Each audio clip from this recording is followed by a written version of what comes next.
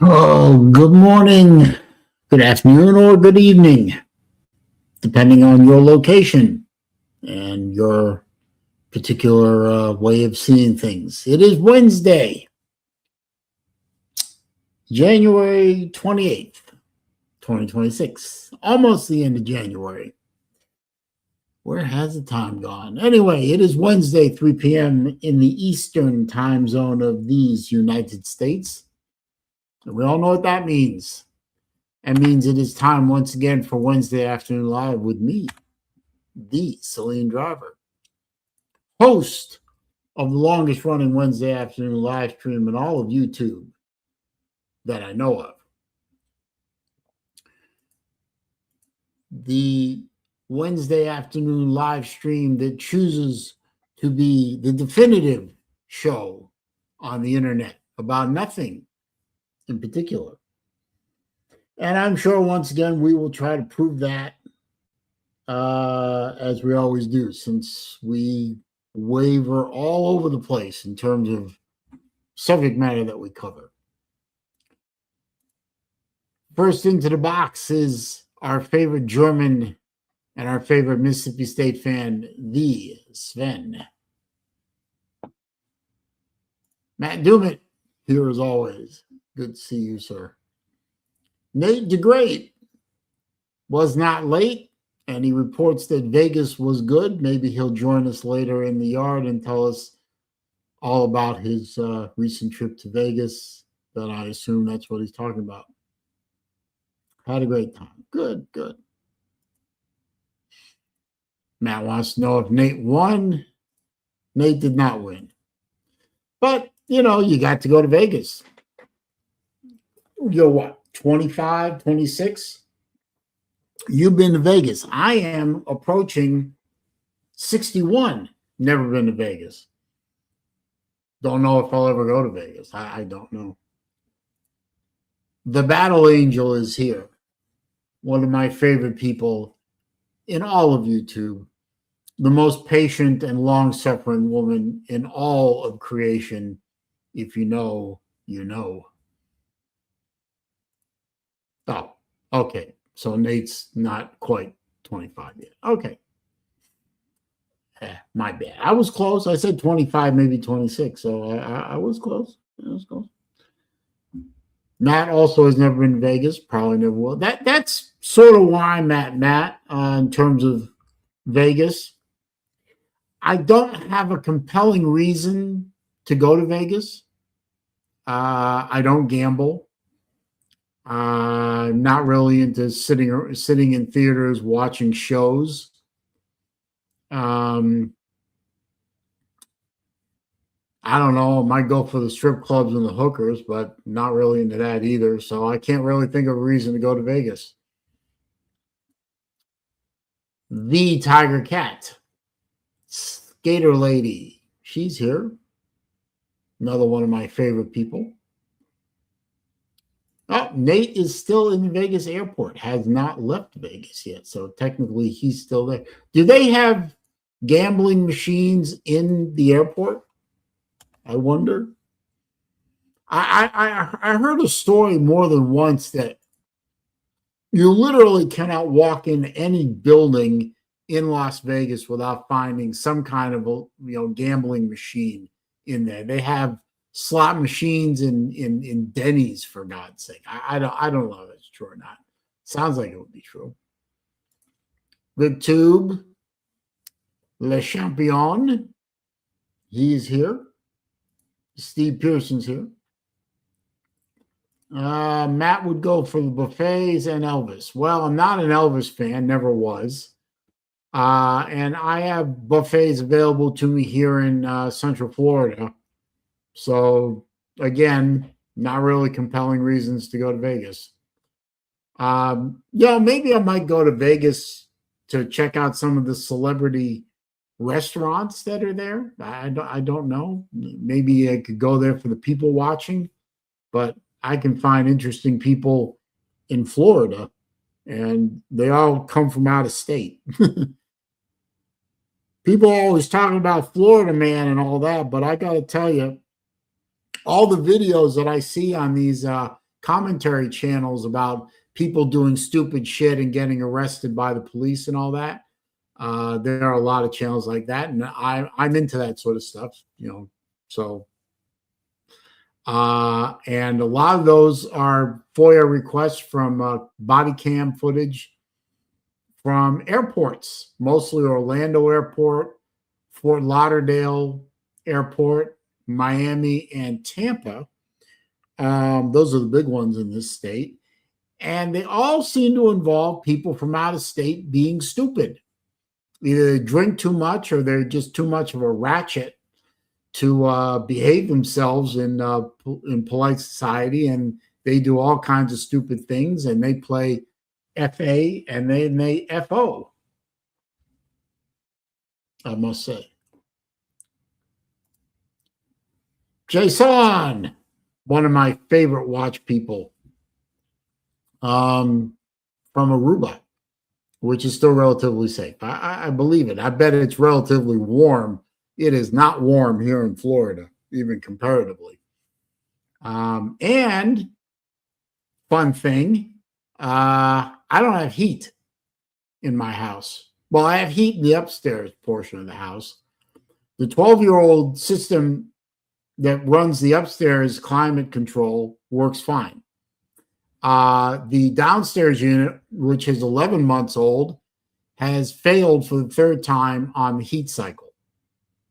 So I don't have heat. They finally decided that they're going to replace the main system board for the outside air handler, which basically means electronically I'll be getting a whole new unit.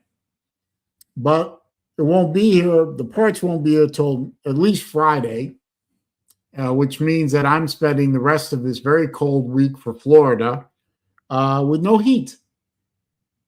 And consequently, I'm getting sick. And my stomach is all fucked up right now. So I'm going to try and run the 2 hours of this show. But if I start to feel poorly, I'm going to cut the feed.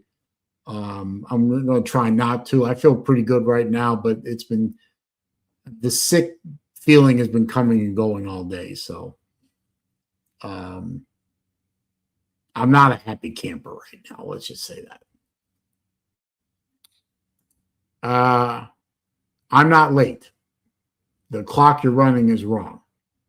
I was right on time. Yes, it is your clock.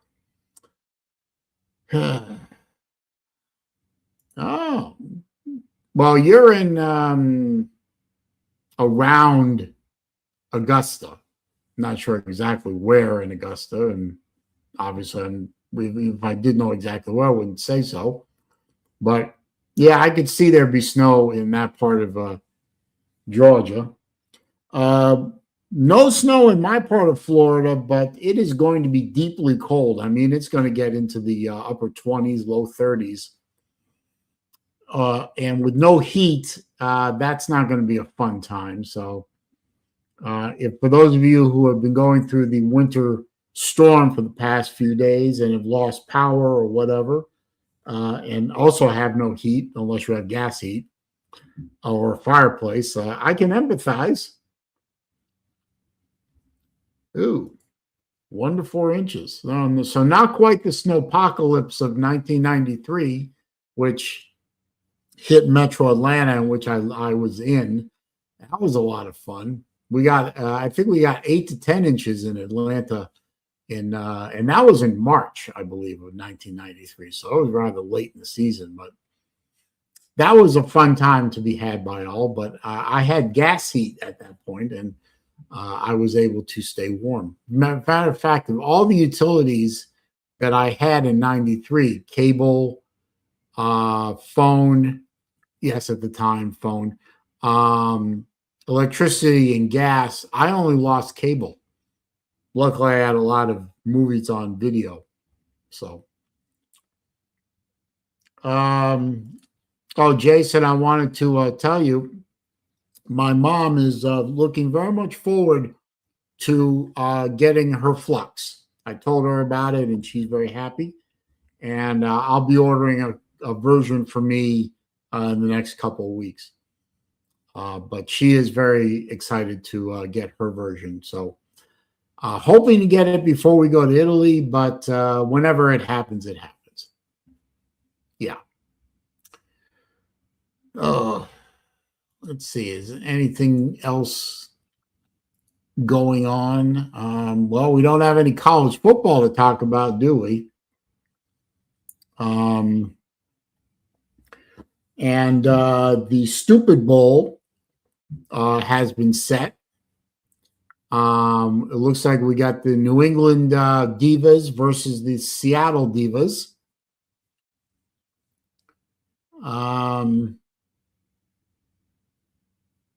And looks like we have a drag show,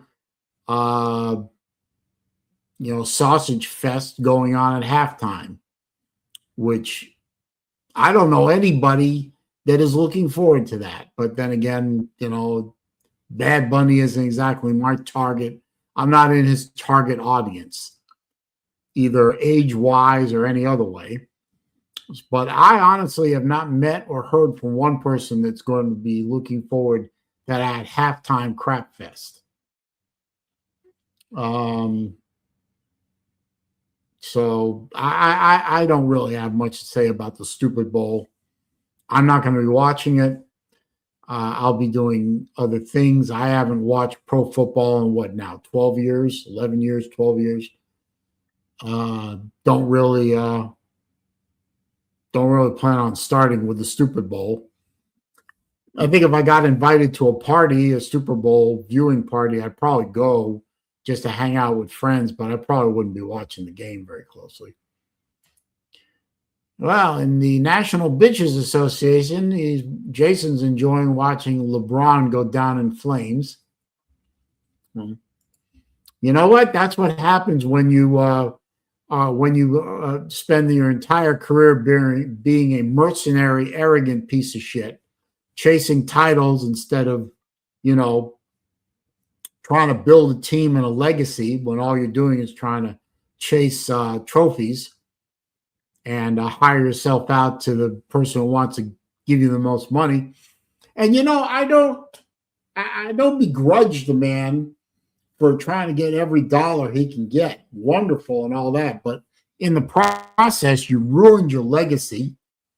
You're going to hold a whole bunch of personal records, and you're going to hold a few NBA titles and wonderful and all that. But you're also going to be known as a whiny, arrogant flop artist, little bitch, who, if they were playing in the era of real NBA basketball, would probably have had his career shortened by at least half, because guys like Lambeer and Parrish and McHale and Kareem and Worthy and Rambis would have taken your damn head off by now. And Karl Malone would have schooled you 15 different ways from Sunday. And Larry Bird, probably the greatest player of all times, is never talked about that way, or he should be, would have trash talked you into a whining, crying little puddle of goo on the sidelines as he lit your ass up for 40 points a night. So, yeah, LeBron, you're a piece of shit. Fuck you, you daft cunt. How you doing, Libby? He's not really good at chasing rings. Larry Bird is one of the greatest of all time. The greatest of all time is going to be MJ. I don't care if LeBron sometimes finds it within his twisted black soul, and I say black in terms of, not his race, but in terms of the depth of his lack of personality and feeling. If he somehow dredged up another couple of titles, he still isn't going to be better than MJ. MJ is the GOAT, followed very closely by Larry Bird and Magic Johnson. The guys that are playing in this era couldn't hang with the guys playing in the era of the real NBA. Yep. Bird did that night after night. He would tell you during a timeout, he would tell players, I'm going to this spot. I'm going to dribble right. I'm going to stop. I'm going to pivot left, and I'm going to shoot a three right in your face and score. And then when the ball came in, he would proceed to do exactly that. And then he'd just run back up the floor, shrugging his shoulders, and say, I told you. Yeah, Bill Russell has more rings than MJ. And LeBron, yeah, Queen Jimmy. I call him Queen Jimmy.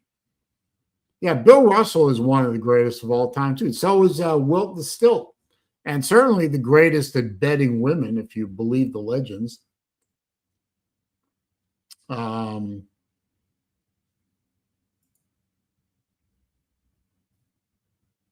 Yeah, I saw that. I saw that on a channel called Law Talk with Mike.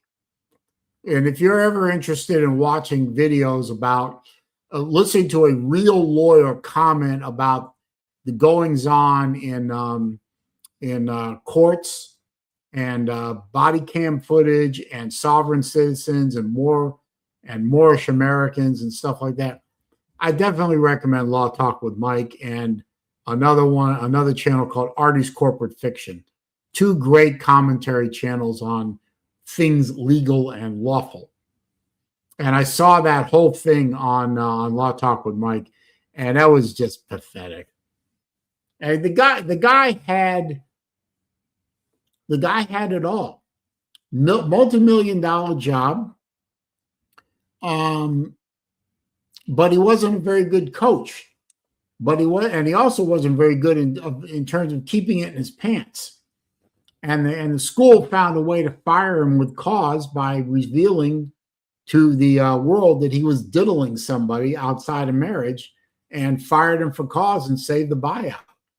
And all he had to do was beat Ohio State, and he wouldn't again. And this whole thing would never have come up. But he had to be a mediocre coach and lose to Ohio State, and the university wanted to get rid of him and found a way to get rid of him without having to pay his buyout. And you know what? Good job, University of Michigan. Way to play cold-blooded. Raj.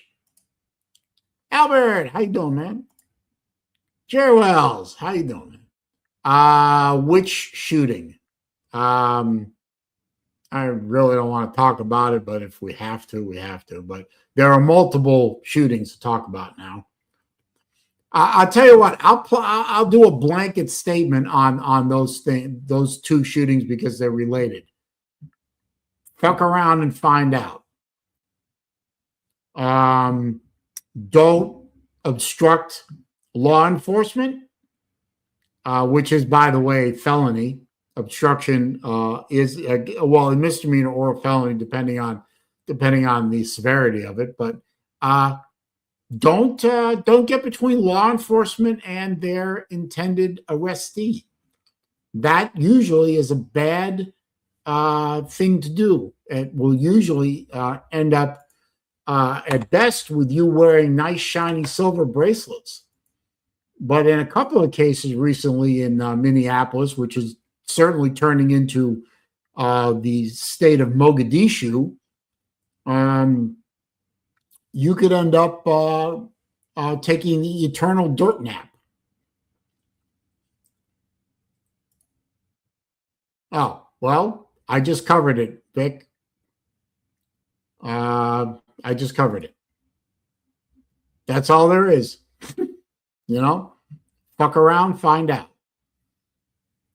Play stupid games, win stupid prizes, et cetera, et cetera, et cetera. It's a shame. It is. Honestly, it's a shame. The lunatic lady didn't have to die, and the beta male with the gun didn't have to die, but they decided to engage in activities that they shouldn't have done it. One of them tried to run down a cop with their car, and one of them tried to went armed to a protest, which is, I guess, is right to do, and decided to get in between law enforcement and a suspect. And now they're gone. Sorry.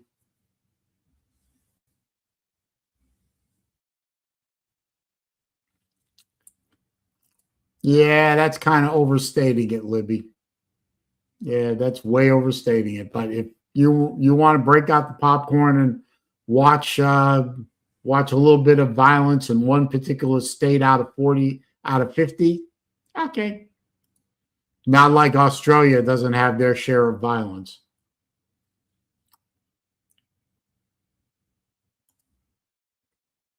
Monken going to the Browns. I hadn't heard about that. Anyway, I'll drop the link now. Yeah, okay. And see who's going to come up and join me in the StreamYard, or in the case of Libby, if she's going to come up and harass me.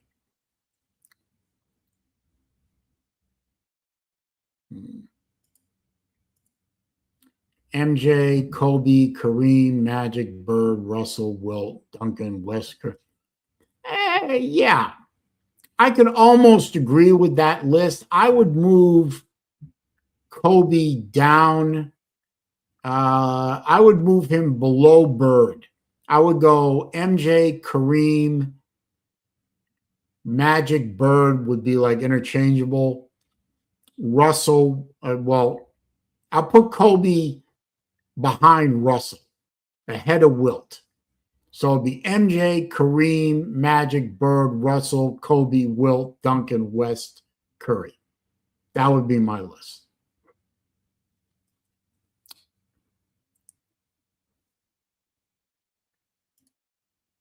Oh, yeah, you're at an airport. Well, we'll give it a shot, Nate, see what happens. Oh, the big O. Yeah, he's up there, definitely. Shaq. Well, Shaq's another one. I mean, the Diesel. You got to give it to the Diesel. Ben, how you doing? Good morning. Well, afternoon. Man, I don't want it to be morning. I want it to be warm. Here is decent. We have 3 degrees. Traveling fools. Yo, yo, yo, yo. Yeah. What's up, man? I was on Fool's trivia show, and it was all American stuff, and I was dead last.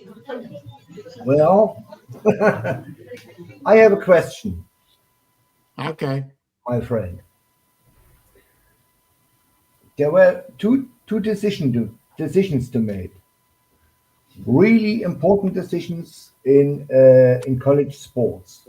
Nate, the question is also for you. You are an American. The one question was, get Trinidad Chambers, the quarterback of Ole Miss, another year, because he played Division II. And the other was, can Charles Bediako play as a San Antonio Spur college ball? Here is the question. Did you ever heard of Pittsboro, Mississippi? This is the place where the decision will be held in Trinidad Chambers' case. Did you ever heard of Pittsboro, Mississippi?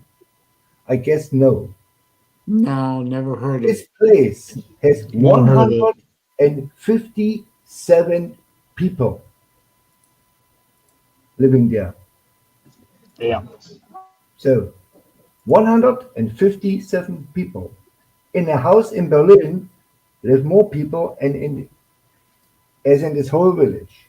Anyway, the second one was decided by I don't want to call him judge, a guy anywhere in the wilderness and in the woods of Alabama. And I mean, this is not so important for college basketball because the G League players are not that good. This is important for college baseball because every prospect who comes through goes first to the minor leagues. and there are hundreds and hundreds and hundreds of 5 stars and future stars. And if this goes through, they all come back, and college is dead. Tell me, why has the United States of America, one one of the richest countries in the world, and as you all say, one of the smartest countries in the world, not a sports court? If you have a problem as a soccer player or as a volleyball player in Germany, and you are a professional or a semi-professional or an amateur, we have specific sports court with qualified people who can decide this case. And this case, and every case is decided in between 2 weeks.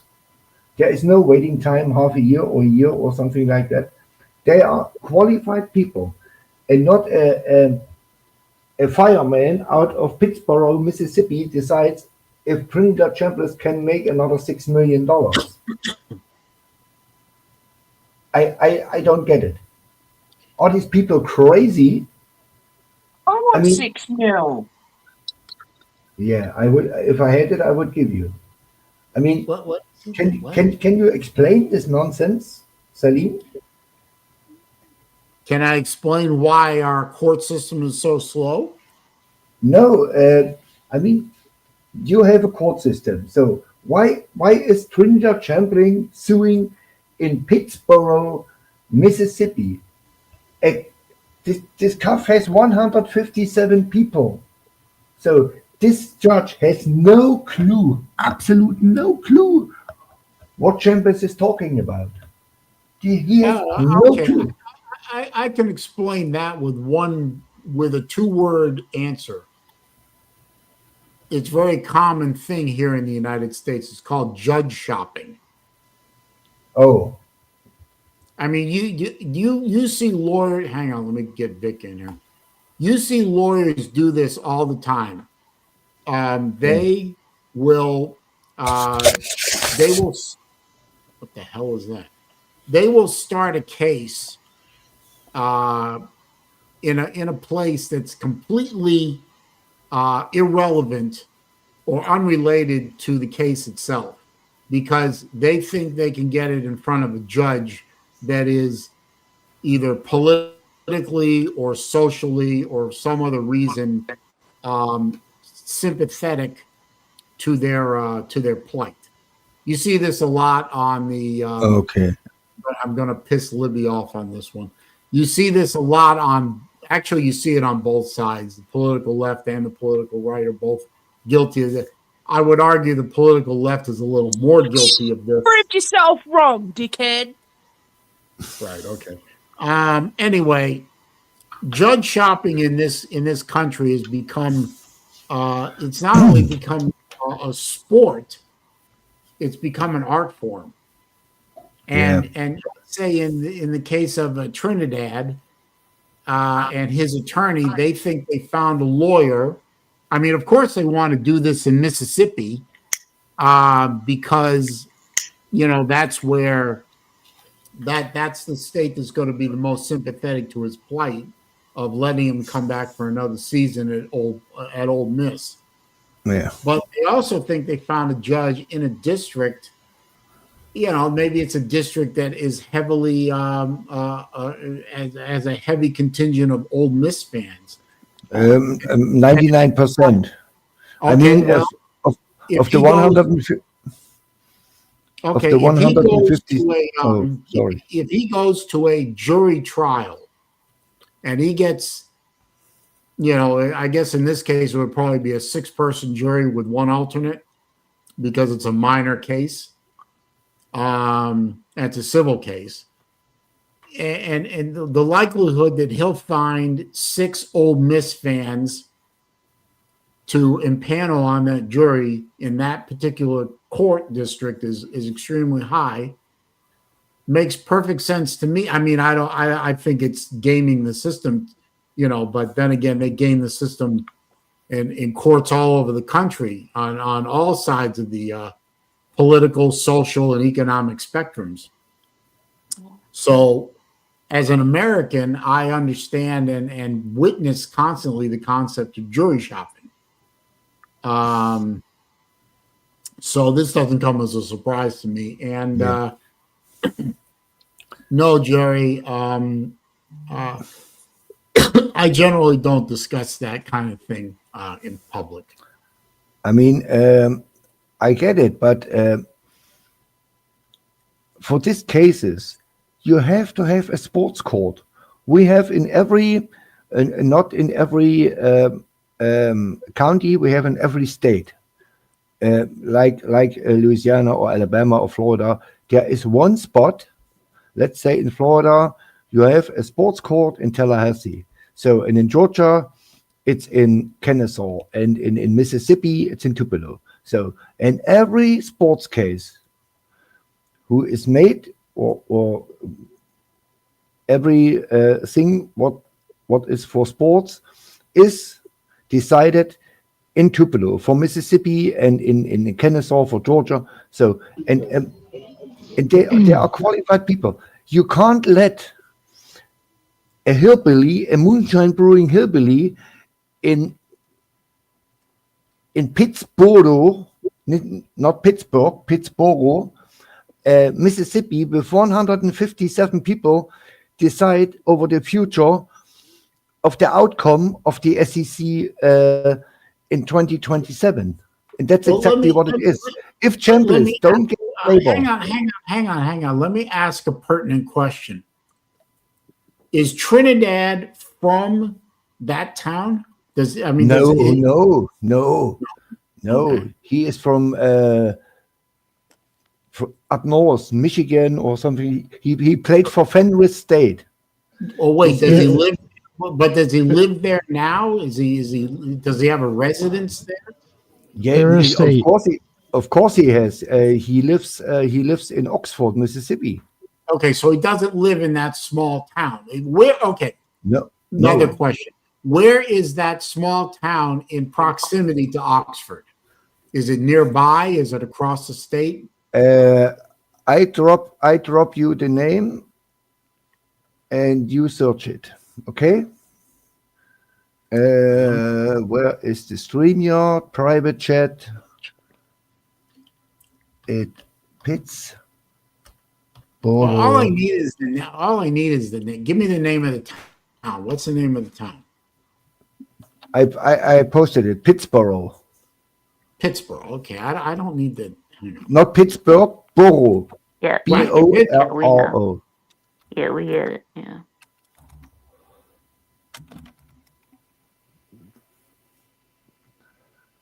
I mean, you saw what Chambliss did. Why would they rule against him? Why would they would they rule in favor of the NCAA? With what we've been seeing, it sounds like they're going to take the player's side again, because that's just what's been happening. You saw what Ole Miss did to you, and not Ole Miss, what Trinidad Chambliss did to Georgia. And this, if they get Chambliss back, this could decide the SEC in 2027. And these are, we don't speak about 5 million or 10 million. We're speaking hundreds of millions of dollars. Yeah, the reason, but what I'm saying is that I do expect them to rule in Trinidad's favor. I mean, just with the way things have been going, Yeah, if you have a sports court in Pittsburgh, if there is a sports court and there are qualified people, qualified judges in Mississippi who hold a court, and Chambliss brings valid points, and they decide, okay, you get your waiver, play year 19. Well, yes, I think that where we're headed toward unlimited eligibility, as long as you're enrolled and taking classes, you're going to be allowed to play college football. That's where we're headed toward. And unlimited budgets. Yeah, there's that as long as Nine of the you're 16 enrolled, you can teams, play. nine of the 16 teams in the SEC are way over the $20.5 million. Well, that's how much the schools are allowed to give, not how much the NIL collectives are allowed to give. There is no cap on the NIL collectives. Yeah, but there has to be a cap. I mean, even the NFL, the No Fun League, has a cap. The NBA has a cap. Yes. Right. College football is that big. The only way we're going to be able to do that is if the players become employees of the schools. We need a CBA. We need a bargaining agreement. Hang on, guys. I typed in the question: why is Trinidad pick Pittsburgh to sue the NCAA? According to the AI overview, key reasons for the lawsuit and location: venue strategy, filing in Lafayette County, which is the county that Pittsburgh is in, places the case in a favorable jurisdiction near the University of Mississippi, Ole Miss, campus where Trinidad intends to play. Medical hardship dispute, we know all that. Legal arguments, we know all that. Irreparable harm, okay. So it's a medical hardship dispute is the main reason that Trinidad is suing. They're talking about how he had to miss time because he got his tonsils removed. Yeah. So, but what I was arguing about with the answer to the question of why is it being done in what Sven is basically hinting around at as Hicksville, and I agree with him. Well, the entire state of Mississippi is Hicksville, but never mind that. Why is this particular venue? Because it's proximal to Ole Miss. Yeah, that's exactly what you said. To get a jury stacked full of Ole Miss alum and Ole Miss fans that are going to rule, and an Ole Miss judge that's going to rule in his favor. That's exactly that's exactly what you said. So yeah, he jury shopped it, he judge shopped it, and but here's the thing. Let's say, in all likelihood, Trinidad gets a ruling in his favor and he gets his 6 year of eligibility. Okay, grand. What's the NCAA going to do? Well, they could do one of two things. They could just throw up their hands and say, fuck it, let him play, or they can appeal. If they appeal, well, for one thing, they're going to tie this thing up past the past the season start. And they'll probably file an injunction to make sure that he doesn't play while the thing runs through the court system. And it'll just tie him up in court. And the appeal will head to the probably to a circuit court outside the proximity of the campus of Ole Miss. And then things become less favorable. And then if Chambliss wins again, then the NCAA can say, okay, we're going to appeal again. And then this goes out into the federal system. Yeah. And then he could appeal again. Chambliss could appeal this fucking thing all the way to the Supreme Court if he wants. Yeah. And every time he appeals, he moves further and further away from Ole Miss and becomes less likely that he's ever going to see the football field again. Meanwhile, he can't go pro, because if he goes pro, then the lawsuit becomes moot, and he's basically idling away his career in court. So Chambliss is playing a very dangerous game. The problem is, Saleen, what you don't know, but I follow Super Talk Mississippi. There's a Mississippi State guy and an Ole Miss guy. So, and they have a daily 2-hour radio show. So, and they are trustworthy. And they said, even the Ole Miss guy, Trinidad Chambers has no proven paperwork for a waiver. Nope. And if you don't have paperwork, he tried it first on another court. So he tried it on the NCAA on the extra year list. I don't know what this commission is called. So and they said, dude, you can play year 6, but bring us the paperwork that you were in hospital, that you were your tonsil or whatever it was, or your liver was getting out, or you was injured or hurt. Bring us the paperwork, and he had no paperwork at all. After 4 months, he had no paperwork, and this is a little bit suspect for me. If I want a 6 year, I have to have the paperwork. So, and we have a player at Mississippi State. He plays now year 6. He got a waiver. He had a broken ankle in week 2 against Arizona State. He brought in the paperwork, and 2 days later, he had his waiver. 2 days. It took him 2 days. Whitson on the defensive line. I think Chambliss is playing a very dangerous game Yeah. with the NCAA. And the NCAA's got a hell of a lot more money than he does at the moment. And they can drag this out for years.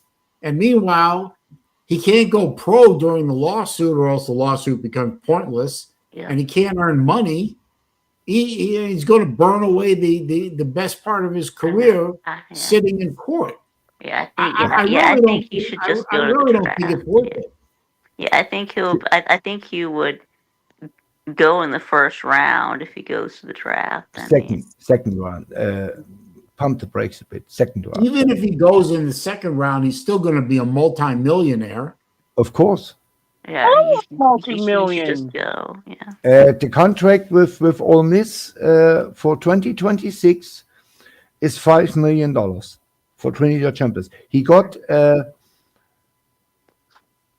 $550,000 for last season and won 2 games. But he came from Fenris State as a backup, and they said, "Okay, we give you $550,000."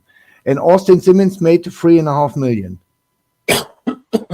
So, and he want to make his money. This is the only reason, because he knows his whole contract over the first 4 years, and even if he goes first round, he don't get $5 million. And he can make $5 million in a year at Ole Miss and go next year pro. Yeah. And still be a first or second round pick. If he gets his eligibility, which is not a guarantee, and if he decides to, and if he doesn't get it and decides to appeal it, then he loses a year. Yep.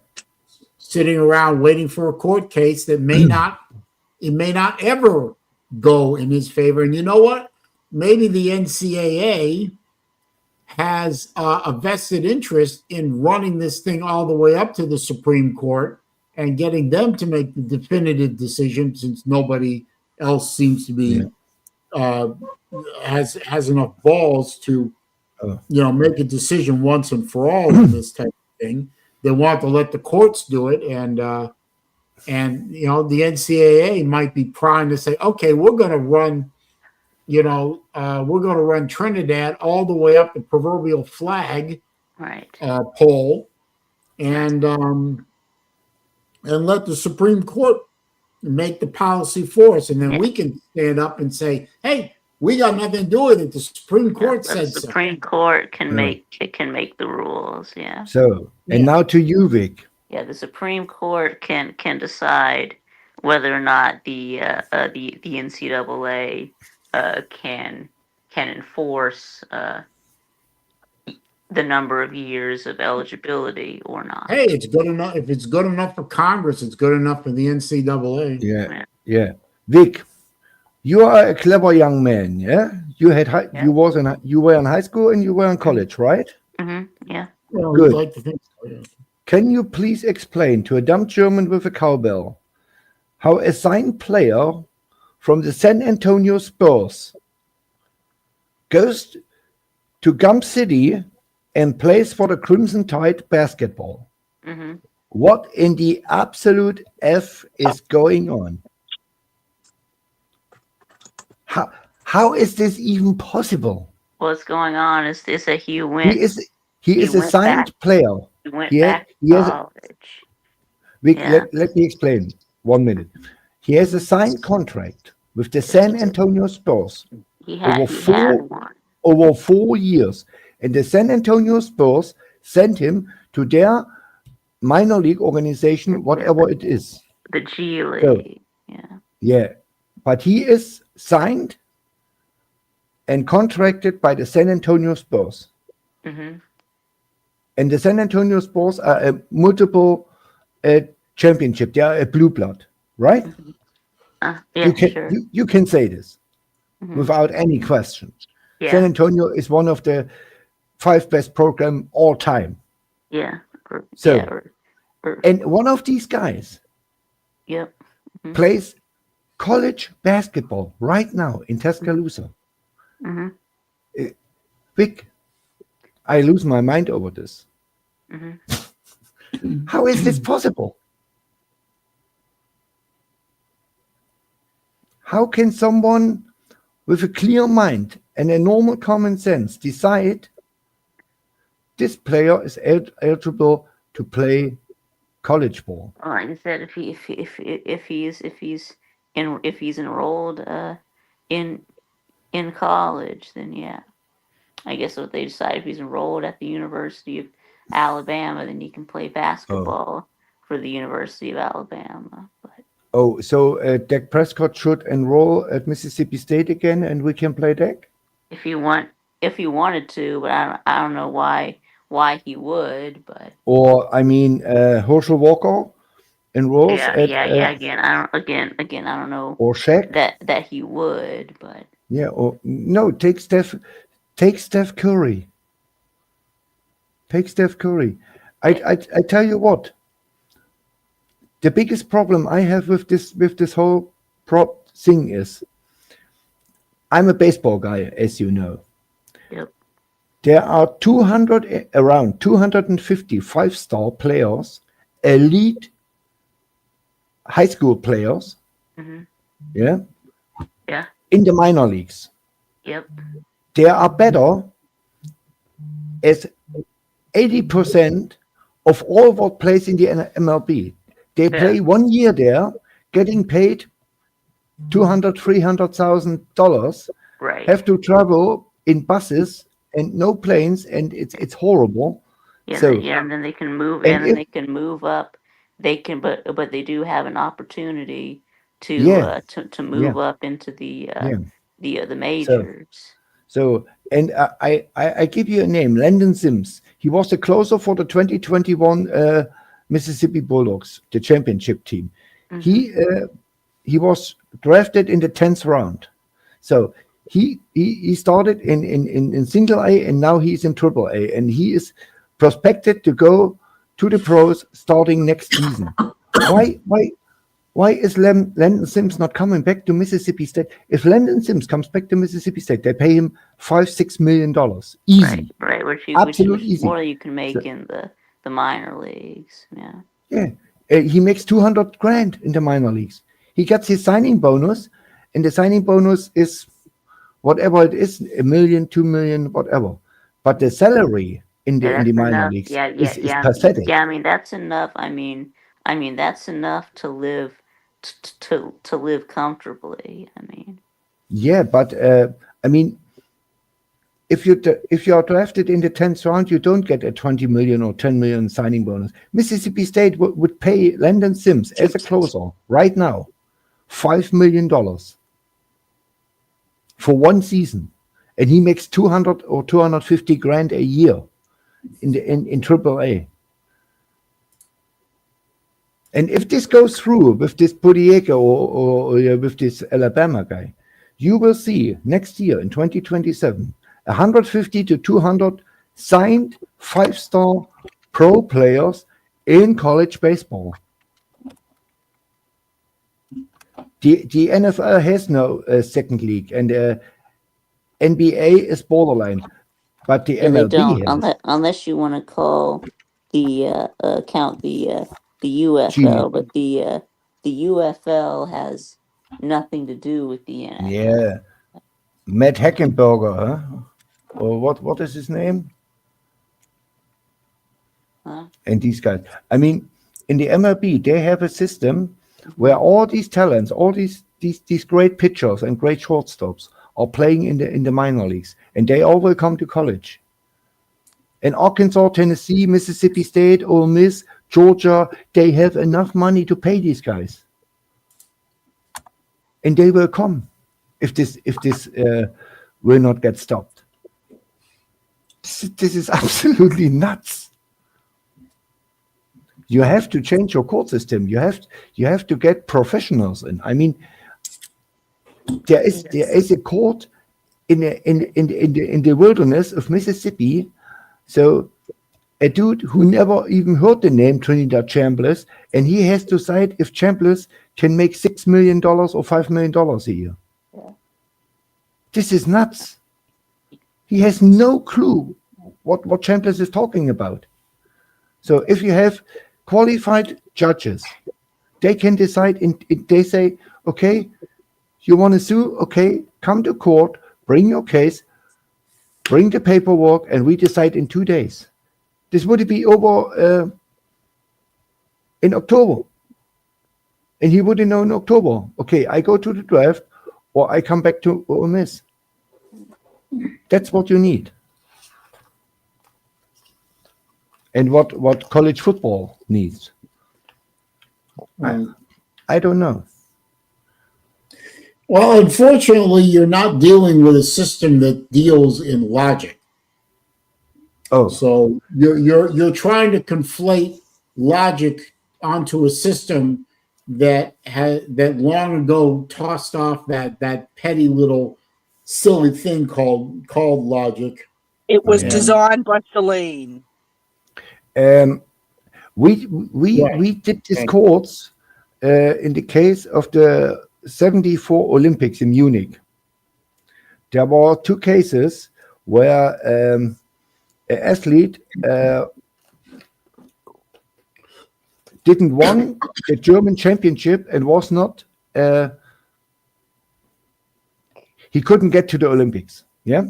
So, and the second and the third player placed athletes were injured. So, and they sent the fourth player, and the rule said, the German law, the German sports law said, only the first, second, or third place can go to the Olympics. So, and he couldn't go. So, and So he what's the sued, problem? and the judges in Berlin had no clue what he was talking about, and that's why the German government said, "Okay, we need sports courts." So, and since then, why did they have no clue what he was talking about? because they have no insight in sports Right, because and sports rules. they didn't have that much sports knowledge. So. Yeah. So, and Well, if you have people, let me they made a give you a little sports insight. court, yeah. Let me try and approach this from a different angle. You keep using the phrase "the court doesn't know what the hell is going on," et cetera, et cetera. Yes, that's why he's saying they should have a sports court that can be made of people who actually know sports. Well, we're not arguing sports. We're arguing law. We're not arguing sports. We're arguing legal precedents and law and that sort of thing in a court. You don't need a specialized court just for sports. That's to me silly. There are legal issues at stake here, and everyone on both sides deserves a fair trial. I think we can all agree on that. of course, So I would argue, in a way, it might be beneficial that this goes into a court courtroom where the people in the courtroom don't know a lot about sports, so that their biases don't sway them when it comes to deciding this case based on the merits of what's lawful or legal, not what's good for Ole Miss or what's good for the NCAA. We want a decision based on what is legal. Can a man legally get another year of eligibility when the rules of the governing body clearly say he can't? How do you legally make this? How do you make the case legally that he deserves a 6 year of eligibility that has happened in limited circumstances in the past? How does this man get to that legal threshold? Never mind the loyalties to the school, never mind the loyalties to the NCAA, never mind fandom, never mind gambling, never mind any of that. What is the legal precedence that Chambliss can stand on that says I deserve He doesn't. a 6 year of He eligibility? doesn't have. And what is the legal doesn't have a precedence that the NCAA can stand on that says no, you don't? Well, they And- don't. They don't have a precedent. So it's up to the courts to make the there is a precedent. precedence for a 6 year of eligibility in some limited cases, right? Right. Yeah, So Pavia. does Chambliss get the 6 year based on the precedents that came before him? That's the question that has to be answered by the court system. And I think a court system that doesn't know a hell of a lot about college football may actually be a good place for this to go, because they don't know about college football. All they know is what is the legal ramifications, or what is the legal path to either get there or stop him from getting there. Yeah. And that The may legal path- be and that may be better for college sports in the long run than having dedicated sports courts, which, by the way, I can guarantee you is not going to happen. Right. Well, none of us here are. We're not lawyers or judges. So Of course not. That's why I'm asking. I mean, if Chambliss had the paperwork, he would give it to the NCAA, and he would be eligible in October last year. Simple. As I said, Whitson, our defensive lineman, had a broken ankle, so he gave the paperwork. What the heck is this? Where's an echo? Good idea, TF. Yeah. Let's hold the case in Gainesville. Yeah, Okay. and Well, I mean, okay, if he did have the paperwork or didn't have the paperwork, let him produce the paperwork, and go from there. I mean, if he has documented evidence that I had an injury or I had a medical condition that qualifies under NCAA rules based on previous cases similar to mine, here's my paperwork, make a ruling. Okay, then we make a ruling. If he can't produce the paperwork, the NCAA says he's got no proof. All he's saying, he could say all he wants, I was injured, blah, blah, blah, but he's got no proof.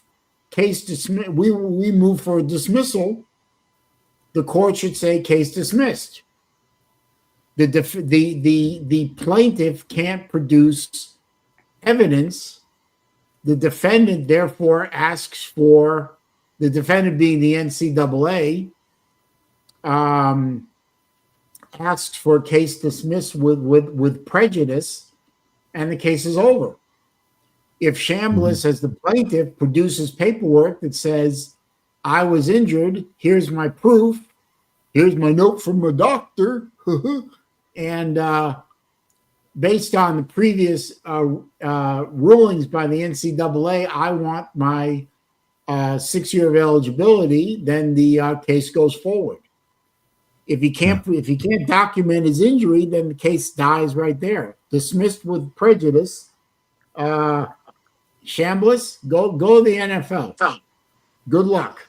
Yes, that's what he should do. I mean, I think if if he goes, he should be the second quarterback taken behind And he will Mendoza. be. Yeah, he will be. And I don't see why Chambliss doesn't want to take it. I mean, like I said before, if he wins the court case and the NCAA appeals, he has to sit. He can't play. He can't go to the no fun league because if he goes pro, he loses his eligibility, and the case is destroyed immediately anyway. He can't play in college because there'll be an injunction filed by the NCAA while they appeal the ruling. So, as far as I'm concerned, legally, why can't Trinidad get an injunction to play? Because then the NCAA appeals it, and then the NCAA says while we're appealing the decision, he can't play. Oh, okay. Because he can't play while the court case is going on, because that sets the precedent that he had the 6 year of eligibility, even though the court case is not decided completely because of the appeal. I mean, if he gets his 6 year from the Podunk court in Mississippi, and the NCAA says no, we're appealing this to the next level. It goes to the appellate court. Since a ruling was already made, the injunction should be that he should be allowed to play until no, otherwise. You got it backwards. The ruling was that he was allowed to play. The NCAA files an appeal saying no, he's not allowed to play, and the NCAA will say to the appeals court, by the way, while this court is going on, we need you to stay the ruling of the lower court, meaning that the lower court's ruling is frozen, meaning that Trinidad can't play because the last legal action for Trinidad was that he used up his eligibility and that he has to go away. The ruling from the lower court says no, he gets his 6 year. The NCAA says no, we're appealing it and we want you to stay that ruling. And therefore, Trinidad's last official position is he's graduated, he's used up his eligibility, he can't play. The ruling that says he could play has been frozen during the appeals process. Trinidad has to sit. He can't play in college because of the injunction. He can't play in the pros because if he plays in the pros, the whole thing becomes moot because once he goes pro, he loses his amateur status, quote unquote amateur status, and he has to go to the no fun league. So for Trinidad, it's in my eyes, in my opinion, I'm not a lawyer and I do not play one on TV, but the way I read this is if he wins, the NCAA can file an injunction to stop him while they appeal. Lose. If he loses, he has to go to the no fun league anyway, so lose. So for Trinidad, it's lose. If he loses while it's being appealed, he has to sit. He can't play at the lower level. He can't play at the pro level. And you know what? The one asset that no one can ever get back in their lives is time. Meanwhile, while this whole thing is going through the court system, he's burning time. He can't play at the college level. He can't play at the pro level. He can't work out with Ole Miss. He can't work out with an NFL team. He becomes out of shape. He becomes rusty. He goes and does other things. He's probably going to go out and party and drink and the drugs and the women and the blah, blah, blah, blah, blah.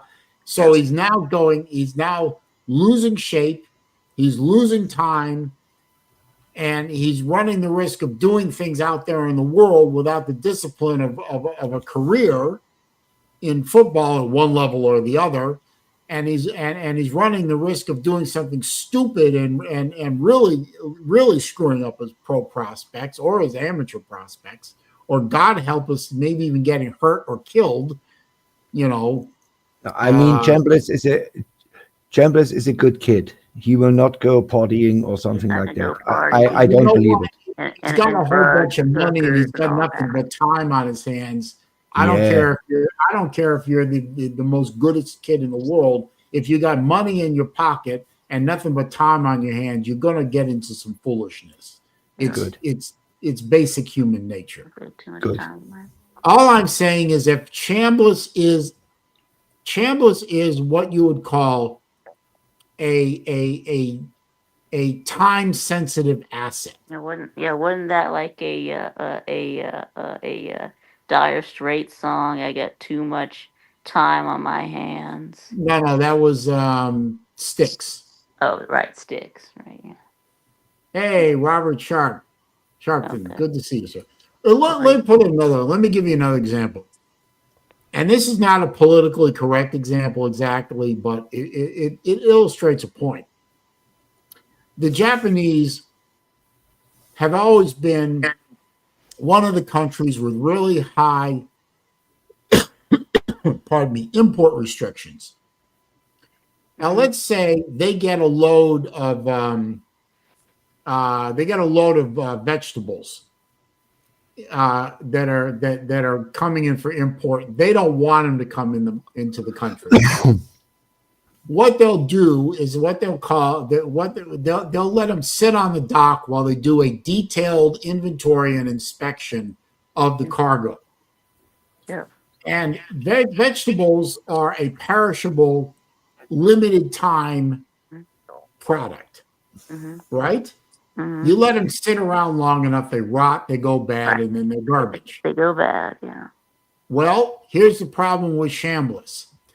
He's a limited time asset. The longer he goes into his life, the more he ages, the less valuable he is as a football player. Yes, Right. no? Yes. So if he sits around while the courts spin their wheels, and you know what? The NCAA could bury his lawyer in paperwork, the likes of which people have never seen before. And they drag this whole process out 2, 3, 4 years and kick it all the way to the Supreme Court. And the Supreme Court finally says, okay, Chambliss, you get your 6 year of eligibility. Well, how old is Chambliss now? 21, 22? He's 23? 24. He's 24. Okay, so by the time he kicks us all the way up the ladder and runs out of appeals and finally wins, he could be 29 or 30 years old.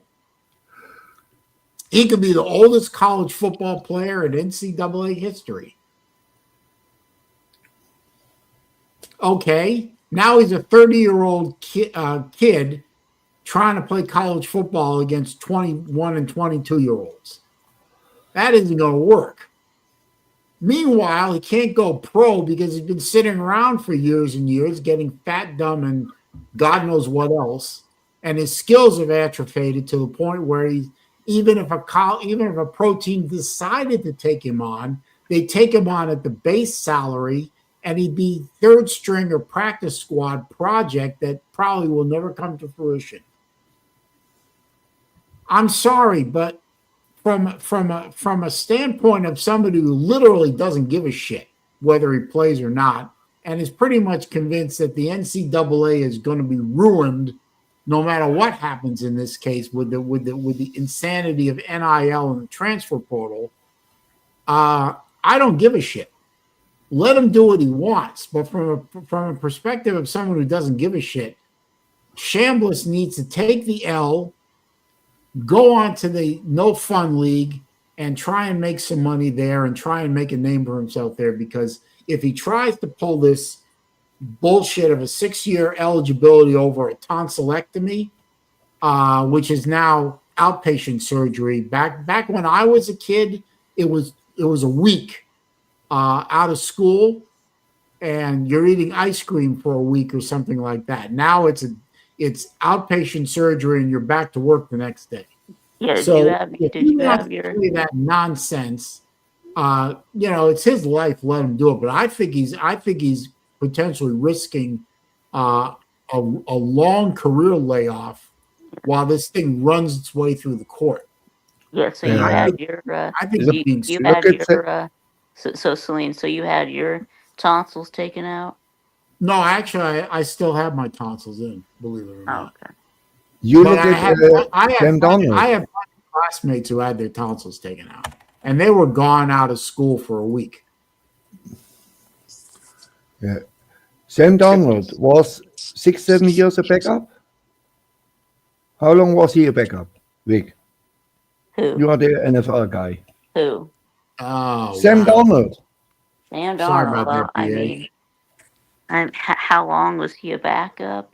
Yeah, he was a backup wasn't- at he the wa- Vikings. No, he Became the wasn't. job, played He good. wasn't a backup at the Vikings. He started for the Vikings. Yeah, but when he came, he was the backup. When he came, was the backup to who? I don't remember him being the I backup. have no clue, I don't but he was a remember him being the backup. So backup. and now he makes his money. And I mean, Chambliss has all the skills in the world to make a boatshit of money, Yeah, hundreds of millions. yeah. Darnold started out with the Jets. He was Yeah, drafted by the Jets originally. I mean, But then if I'm Chambliss, I go pro. he ended up getting cut for the Jets, but it wasn't. But now we know it wasn't his fault. It was the Jets. It's always been the Jets. I mean, Yeah, yeah, but Fumble the Jets. The Sanchez and Jets the are just. Jets. I guess the Jets are just a cursed franchise. I Yeah, mean, like the Cowboys and the Atlanta Falcons. right, but the Cowboys and the Falcons are not as bad as the Jets. But Yeah, I just think that Chambliss just needs to give this shit up and go play in the no fun league. yeah. Grow up. He's a second And- rounder. He should sit a year. Look how it's going. And Chambliss has all the tools in the world. He can throw a ball correct. He can run. He can read a defense. And I mean, if you saw the game against Georgia, Georgia runs not a typical NFL defense, but a nearby. It's close to an NFL. 80% of these guys on Georgia's defense will play in the NFL, probably. So, and I mean, Chambliss is a fantastic quarterback. You can say he won in Division 2, he won in Division 1. He's a good quarterback, and I think he can be a starter in the NFL. I think he's coming off as a whiny bitch right now. He needs to man up and go the next level. yeah, just go. Say goodbye to college. Go to the Yeah. next fucking level. You've been What in I think college is long enough. Ole Miss sits in his ears and says, "Yeah, we took you and you own us because at Fenway State nobody would have drafted you and you had no chance and we got you and now you have to pay back and come another year." That's what I think it is. There's probably somebody talking him into it. Yeah. Yeah, I think he just needs to leave. of course. Go play at the pro He's good level enough. and stop this.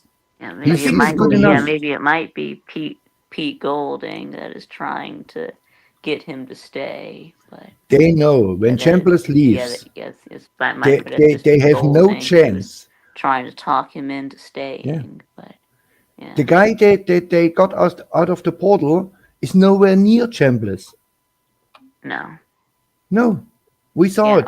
He played. Yeah, Austin Simmons transferred to Minnesota. Minnesota. Yeah, and I mean, if Chambliss doesn't come back, Ole Miss is nowhere near a playoff contender.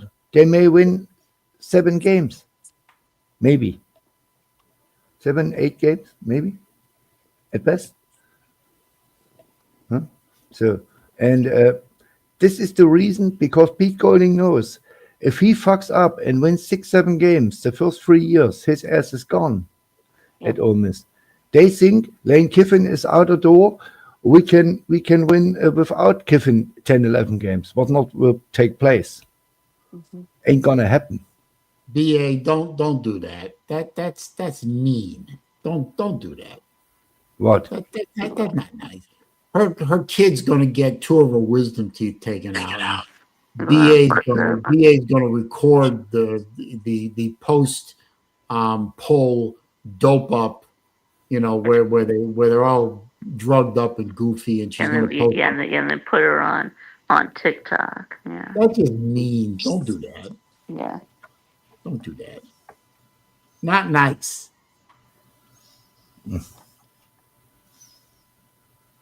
Maybe BA has a other sense of humor as we are. Maybe.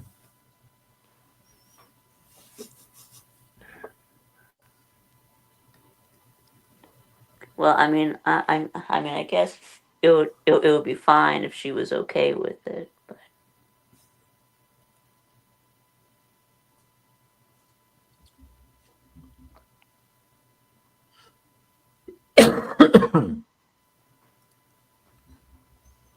Oh, by the way, Vic, I can make you hope. Yeah, your baseball team should be decent. okay. Not good. I mean, good. I say good. I mean, not world beaters, not Omaha, but they could end up top 4 in the SEC. Well, I mean, weren't we good last year or whatever? 2 years I mean, ago, whatever. the problem was you played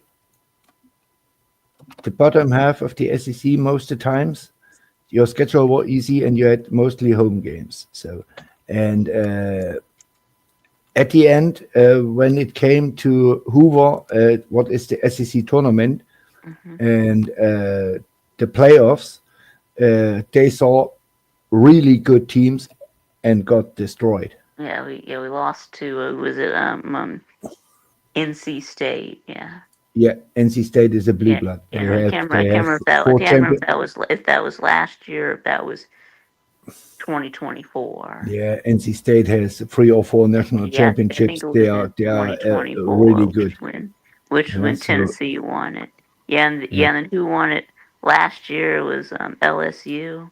LSU against Coastal Carolina. Right. So what SEC team is gonna win it all this year?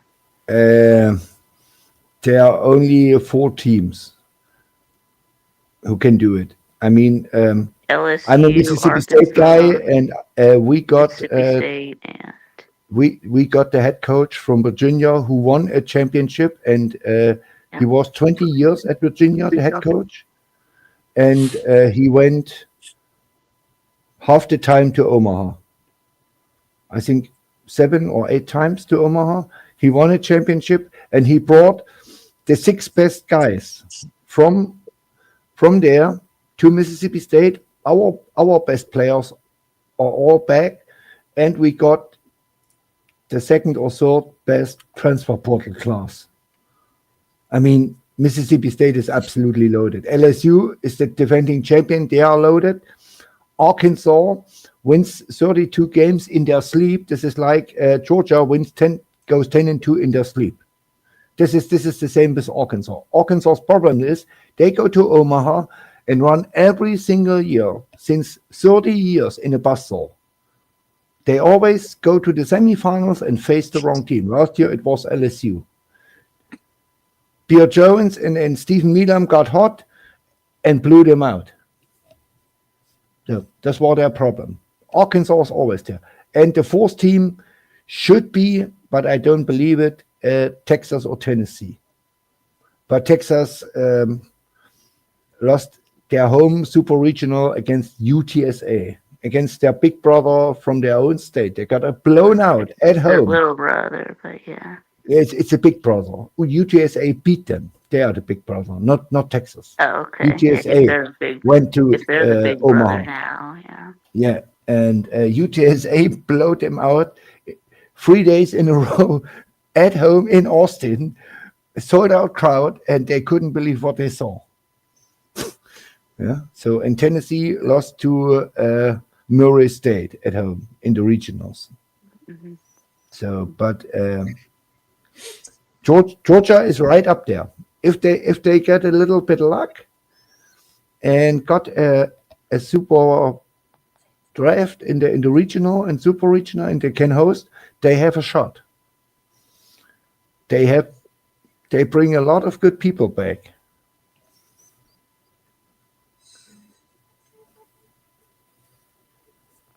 We will see. All right. Yes. Anyway, so can we go back to the Minnesota the Alex Preddy shooting? But anyway, I think that we heard your opinion. But yeah, so what I was gonna say is that I've seen the video and just seemed like it was well, like it was really uh, unnecessary to shoot him. Like they already had him down on the ground.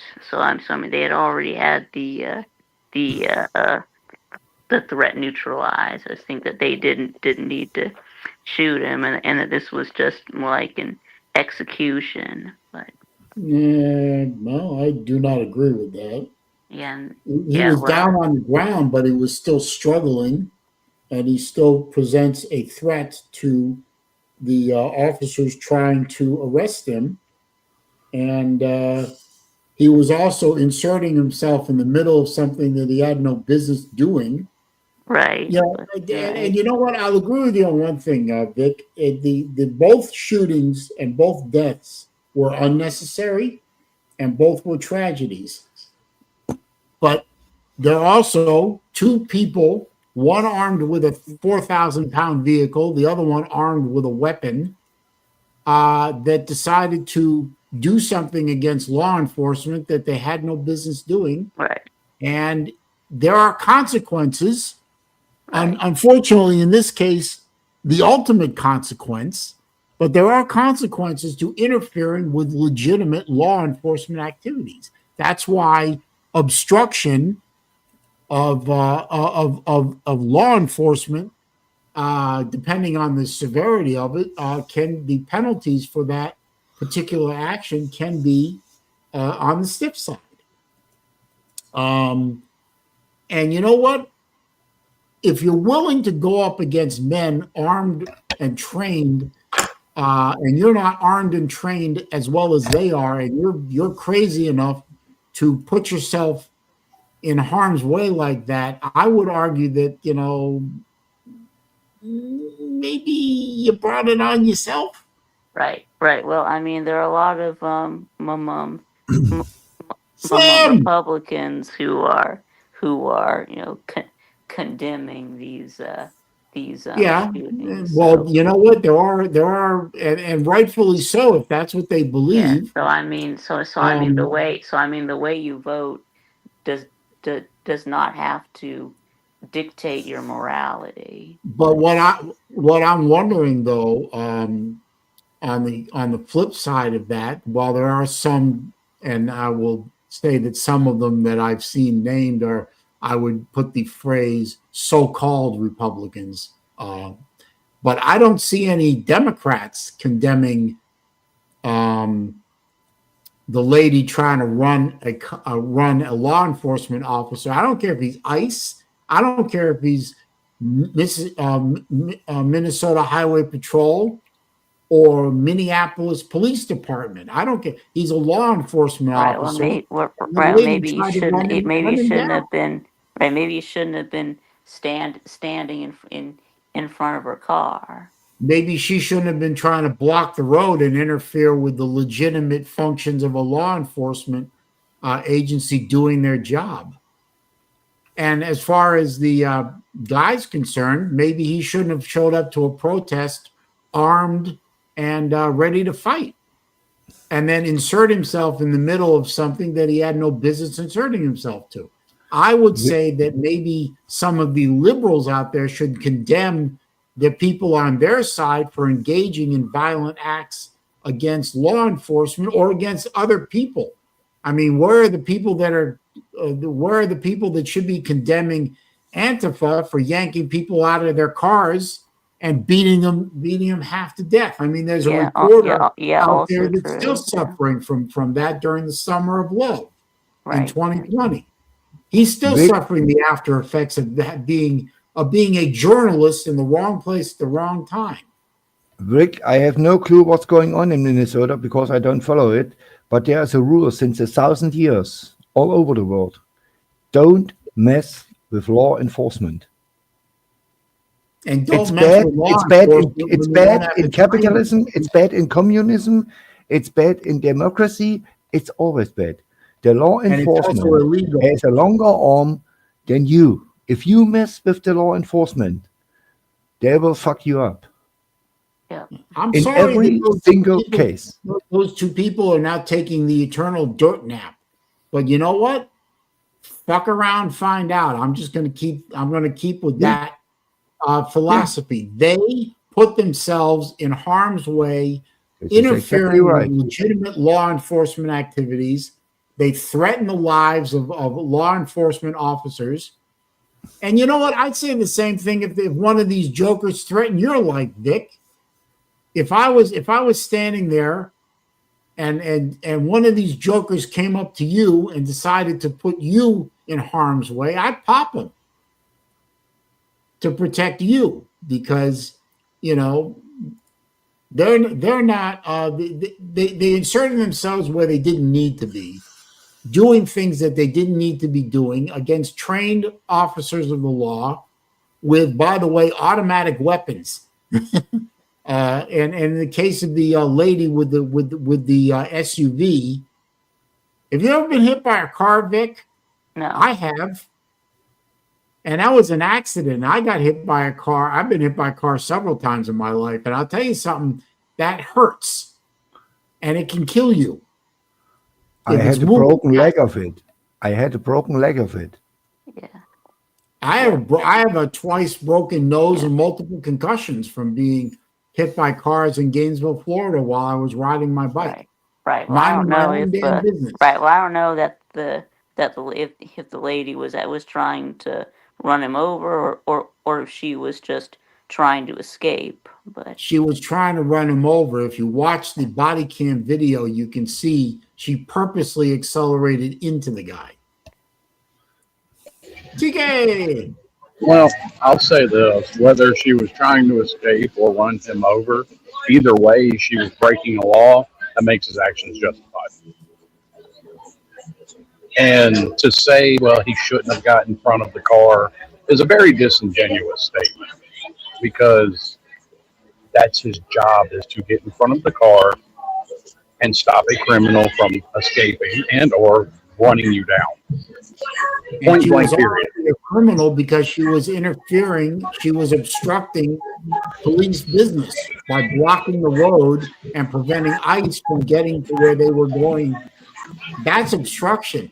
I cannot park my car in the middle of the street and block a Sarasota County Sheriff's Department vehicle from going about their business. That's obstruction. That's an immediate arrestable offense. I mean, that's not arguable. What she did was against the law. What he did was against the law. And what she did was she tried to run somebody. I don't care if it's an ICE agent or if it's a civilian. If she tried to run somebody over, and that's against the law. That's attempted murder. What is she posting up there? Now, what about what about you, TK? Yeah, what do you think? Well, okay. Is she stoned? Huh? Can you hear me? Yeah. We can hear you, No, lady. I'm not. No, I was showing you my dermaplaning kit.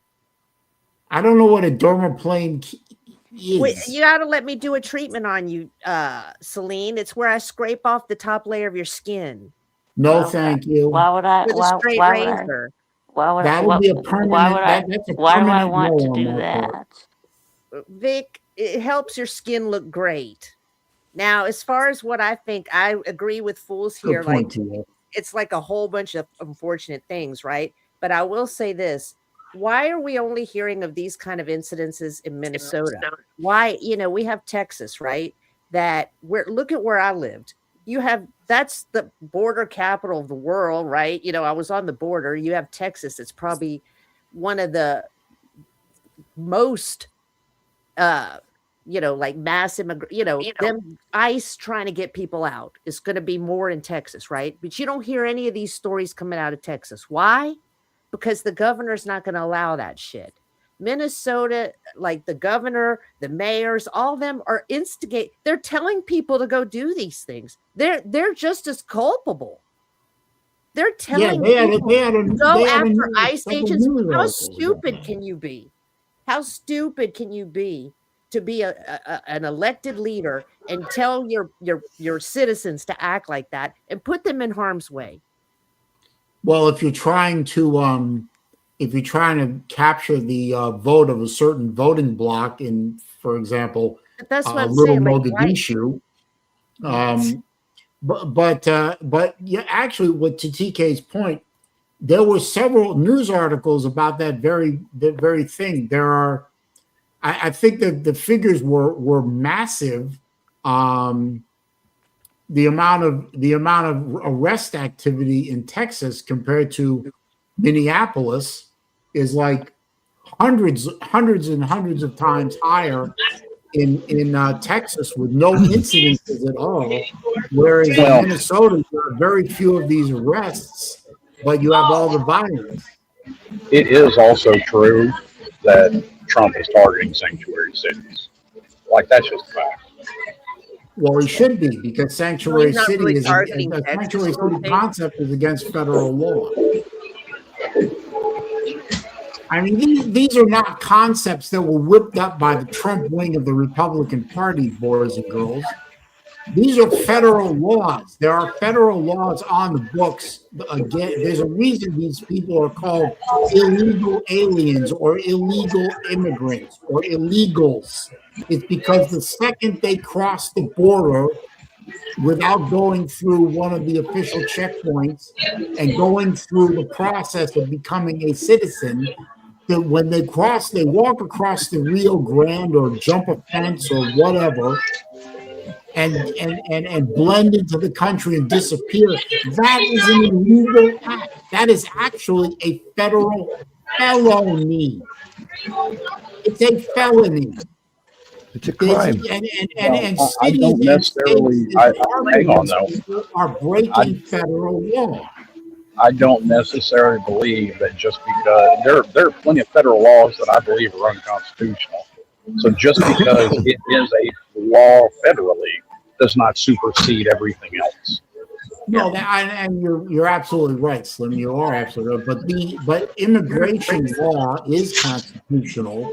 It is enforceable, and it is not a creation of the Republican Party.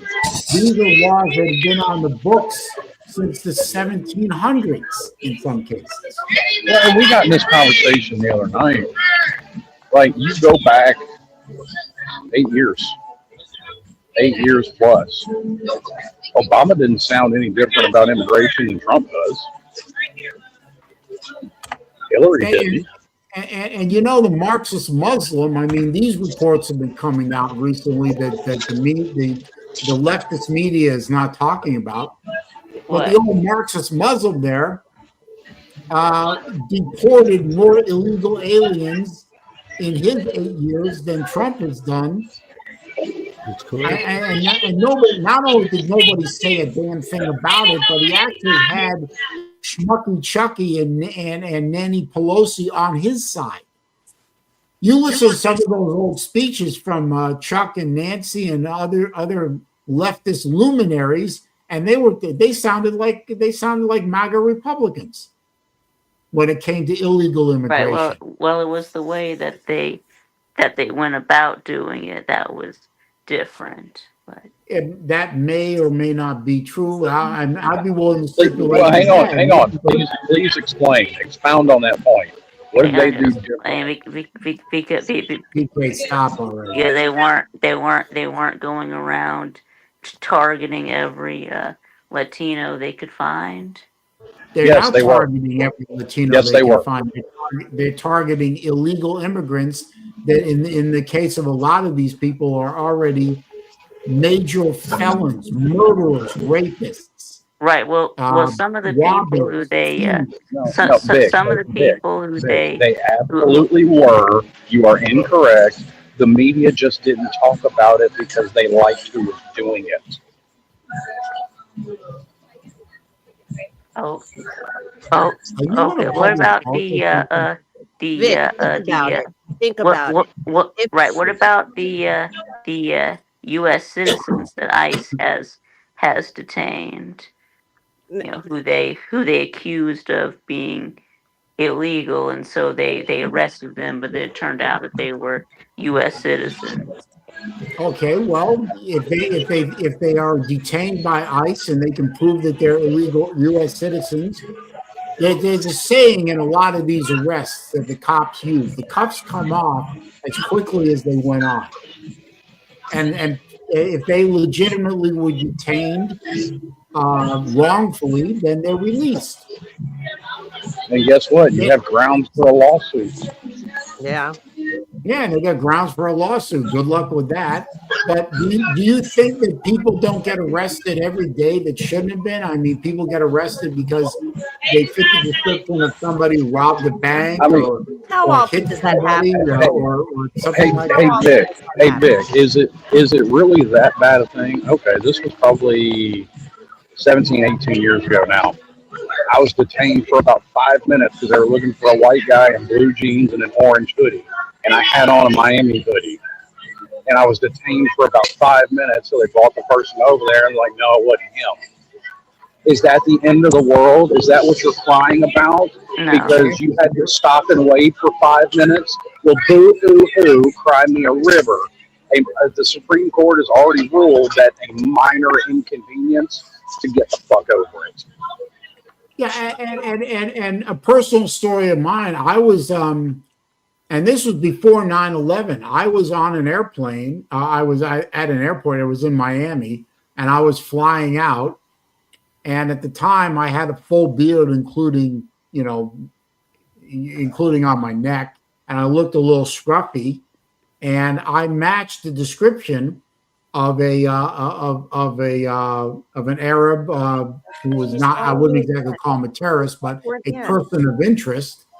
And I was pulled off the airplane and detained while they checked out who I was. And they were really embarrassed to find out that not only was I not the guy they were looking for, but I did look. They showed me a photograph of him. I sort of looked like him, but also that I was Jewish.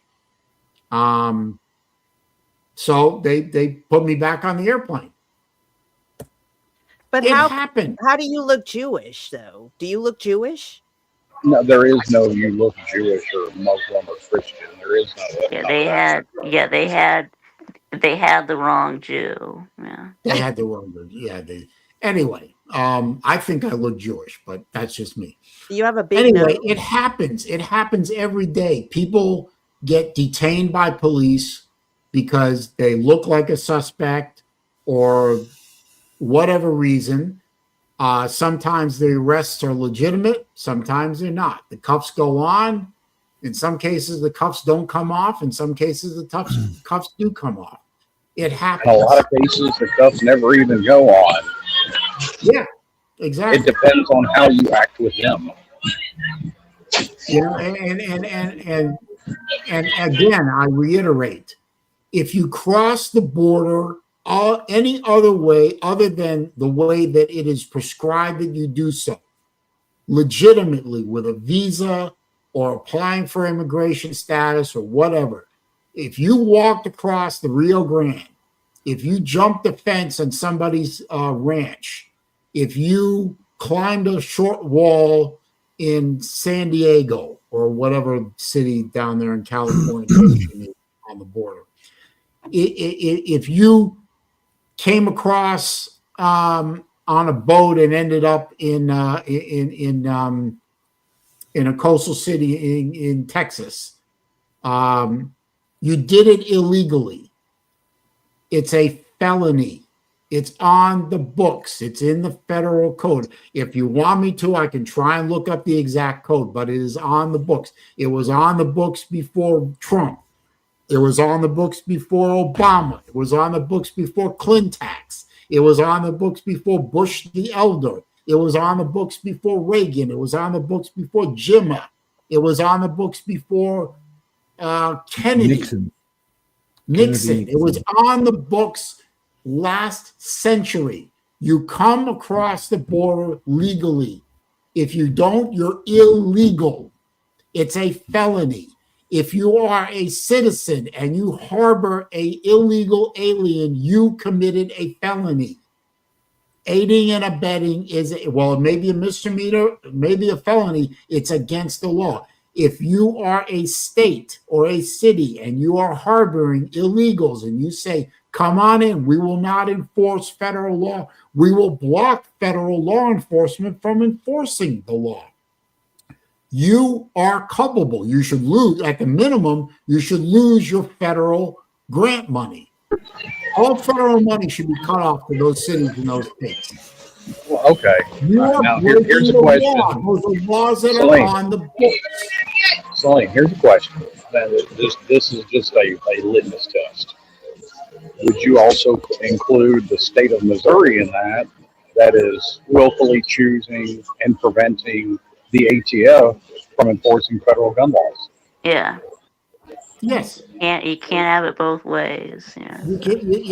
Yes, I would, because as Vic said, you can't have it both ways. If you're going to cut off a city or a town or a state from federal money because they're not enforcing federal immigration law, then you have to say, okay, I'm cutting off the state of Missouri for not enforcing federal ATF law. There's a precedent for this. Well, no, not ATF law, just federal government. ATF doesn't make federal government. ATF But there's a federal precedent for government. this. I'm old enough to remember when the drinking age was at one time set by the states, and in case of Florida, was 18. The federal government wanted to do a blanket drinking law of 21, but they couldn't enforce it because I think the courts wouldn't let them do it because of the 10th Amendment. And so the federal government turned around and said, okay, fine. If the state wants to have the drinking age at any other age than 21, which is the law we're going to pass at the federal level, that's fine.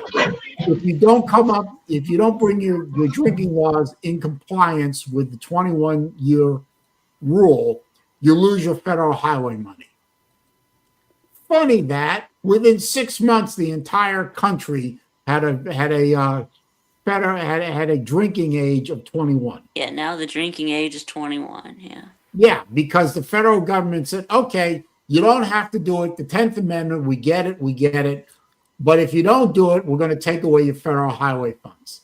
Anyway, yes. So Biden and Harris created this mess when they let in those 20 million illegals. Yes. Well, I'm not going to necessarily say they did, Yeah, which is one of the reasons why I voted for Trump, to get the border under control. But yeah, I can't necessarily blame them for it, because even before them, there was 30 million already here. So it was already a massive problem before, yes, they made it worse. Yeah, I was going to say they didn't create the entire. Excuse me, Raj. They didn't create the entire illegal immigration problem. They just made it much, much, much, much, much worse. Oh, good question, Battle Angel. Is there a shit show after this? yeah, I don't know. Only if Nate's gonna do it. I don't know. It looks like Nate's not gonna be available because he's flying home. So, or is he already home? I think he's flying home today, because so he's flying home today. Then I don't think we're going to be able to do it today. So Yeah, I'm actually at the airport now. I'm just waiting on my flight.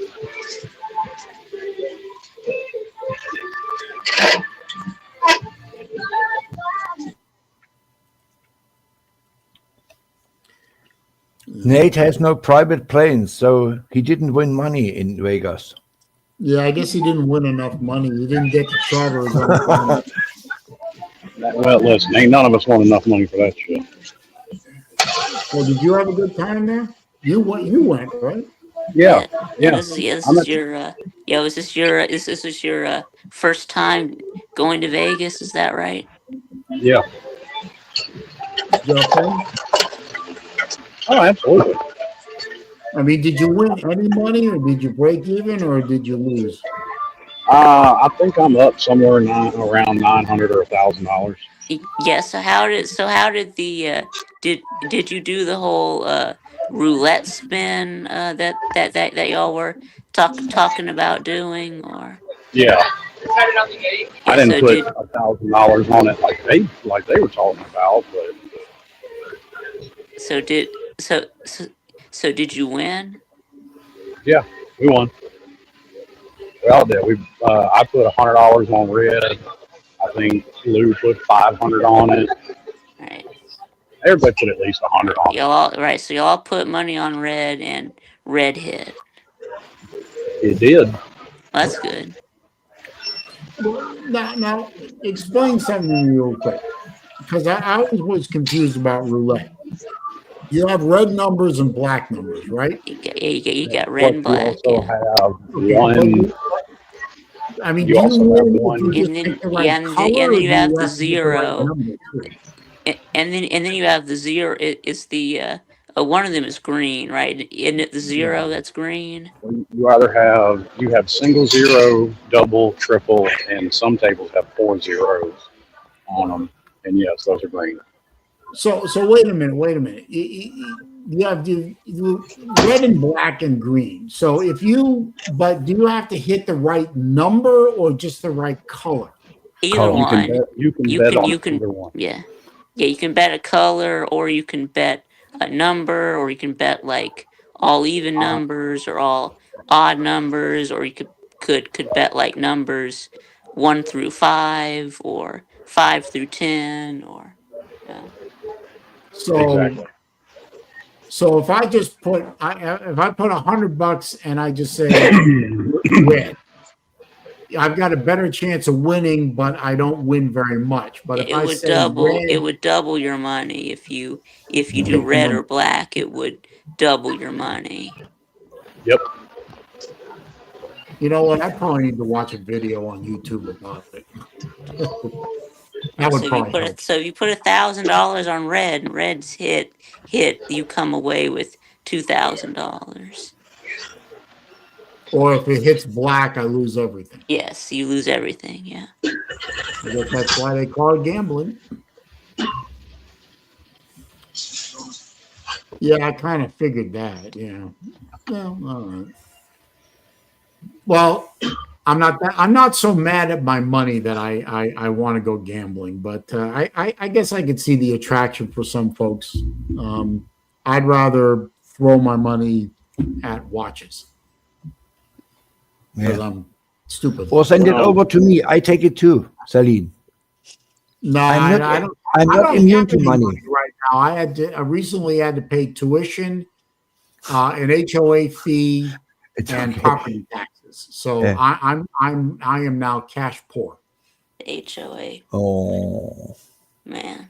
I despise Vic- HOA fees. Vic, Yeah, do you so send do me $1 million Yeah, no, HOA retirement suck. money? Well, I'll I don't take a have. million Well, pesos.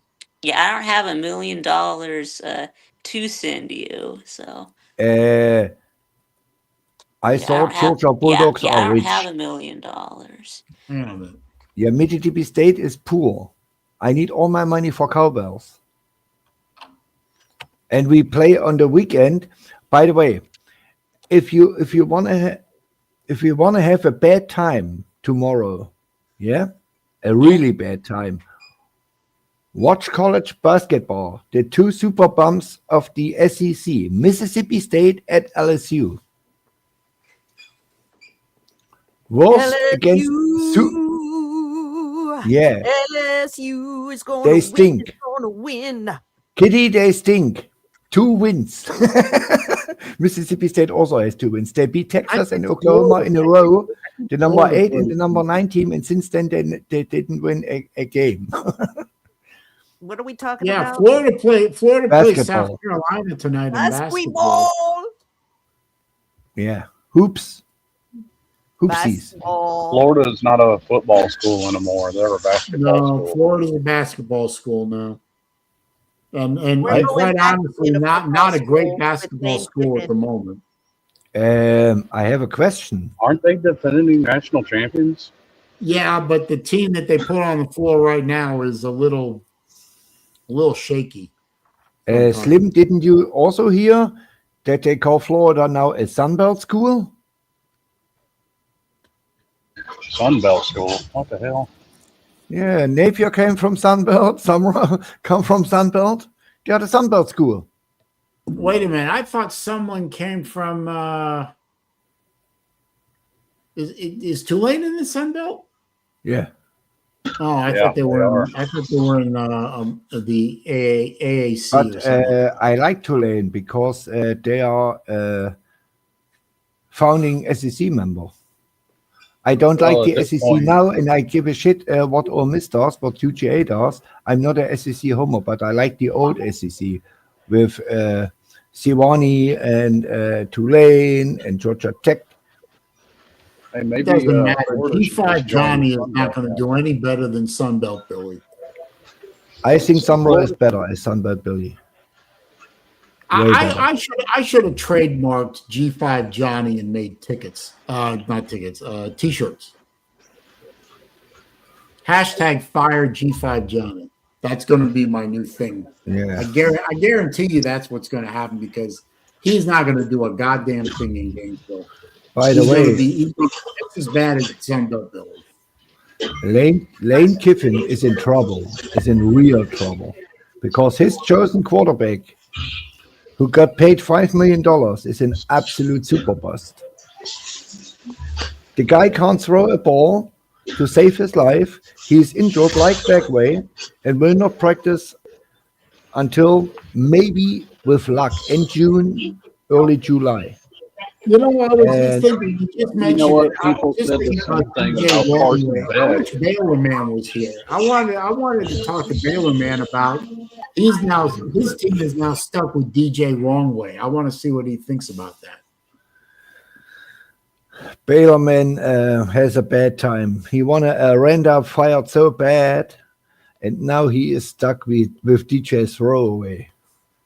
Yes, I don't Oh know. Well, my I mean, goodness. he might do better at Baylor than he did at Florida. But I mean, the competition is not The as hard. competition And in that conference is a hell of a lot less than in the E SEC. I don't think that has anything to do with it. I think it's got more to do what's with what he even has or it's around even him. worse than it's not even as good as the competition in the ACC. So I mean, the ACC is better as the SEC because I mean, the Big 12 is the worst conference of the Power Four. So. yeah, Yeah, and the SEC is the second worst conference. this Right. is correct. This is absolutely correct. The ACC beat the SEC's ass, and nobody could stop them outside of Indiana. Well, right. Well, I don't know if you consider 8 and 6 to be kicking someone's ass, but I I mean, mean, is it a winning record or is it a Yeah, losing record? it is right. Yeah. so and Miami beat Texas A&M in front of 110,000 fake cadets on the road. Yeah. I mean, We also beat Florida and Ole Miss. We're 3-0 against SEC teams. yeah. So, and I mean, and Ole Miss was where? In New Orleans or Atlanta? Where was it? It was New Orleans. Yeah. New Yeah, Orleans. yeah. Yeah, in New Orleans. Well, that was where they beat Georgia in New Yeah. Orleans. Yeah. So, and I mean,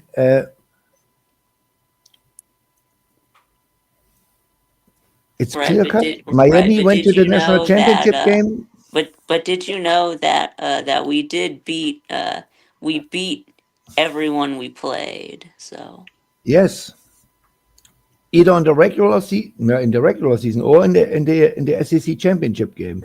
right, yeah.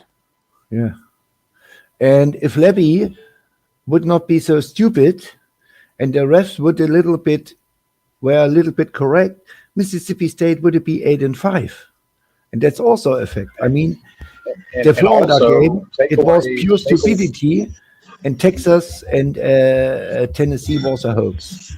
It was a Take pure away, hoax. NC State lost to 3 SEC schools. So there goes 3 of your wins right there, all against one Yeah, team. we lost to Wake Forest. We got blown out by Wake Forest.